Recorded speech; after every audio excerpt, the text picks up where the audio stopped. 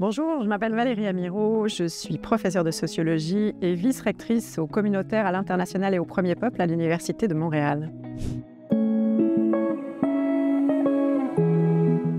Je suis née à Paris, de parents parisiens et de grands-parents parisiens. Alors, je suis parisienne depuis très longtemps. Je suis arrivée en 2007 à Montréal et j'ai finalement décidé de prendre la nationalité il n'y a pas très longtemps. Et entre les deux, il y a eu pas mal de mouvements. Je suis partie au Caire, en Égypte, quand j'avais 19 ans pour apprendre l'arabe. Et ensuite, je suis revenue très brièvement à Paris pour boucler un ou deux diplômes. Et puis, je suis vite repartie à Berlin, où j'ai fait ma thèse de doctorat en sciences politiques. Et puis, pendant que je faisais ma thèse, je travaillais entre l'Allemagne et la Turquie. Donc j'ai fait beaucoup de séjours assez longs à Istanbul. Et puis je pars en Italie, où j'ai fini par passer 8 ans avant de venir à Montréal. Donc moi, je suis arrivée j'étais chargée de recherche au CNRS, donc je faisais de la recherche et puis occasionnellement, j'enseignais.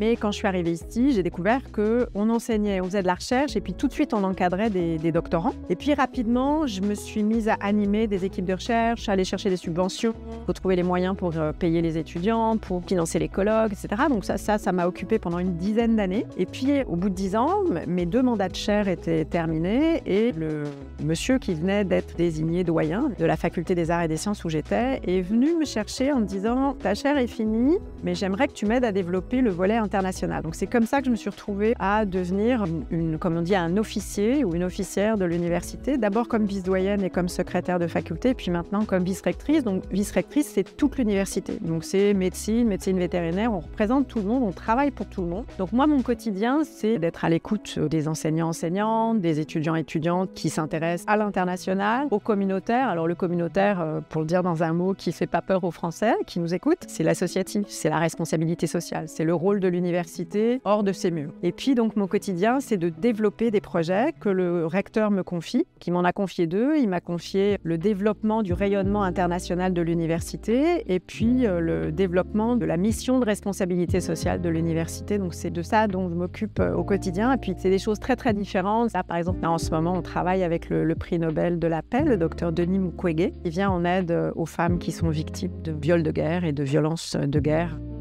Le Québec est un petit morceau dans un grand continent américain. Donc nous, à l'Université de Montréal, notre premier partenaire en recherche sont les États-Unis. C'était les États-Unis jusqu'à peu. Quelle que soit la discipline dont on parle, à quelques exceptions près. Et puis évidemment, le plus grand nombre de partenariats qu'on a en Europe, c'est avec la France. Donc il y a un lien très fort entre le Québec et la France. Et puis on s'efforce, grâce au consulat, de le maintenir, de le nourrir et puis de l'alimenter. Donc on a plein d'échanges, on a plein de conférences. Le CNRS est un partenaire structurant pour nous. On a des dizaines de partenaires universitaires avec lesquels on travaille très très bien, mais c'est pas une relation exclusive. C'est sûr que le contexte actuel nous amène beaucoup à réfléchir aux conditions dans lesquelles on travaille à l'université. Donc j'ai eu la chance, il y a 3 ans, que le recteur me confie la mission sur les libertés universitaires. Ce qui se passe évidemment au sud de la frontière, qui peut paraître loin vu de France. Nous, ça nous touche directement, ça nous impacte sur le plan du financement de la recherche évidemment, mais ça nous permet aussi d'essayer d'attirer à nous des jeunes qui commençaient peut-être à se préparer à une carrière universitaire. C'est quelque chose qui m'intéresse vraiment beaucoup. Je continue d'être très impliquée à l'intérieur de l'Université de Montréal là-dessus. Et puis à l'international, je pense qu'on a beaucoup de choses à faire sur l'accueil des chercheurs en danger. On l'a fait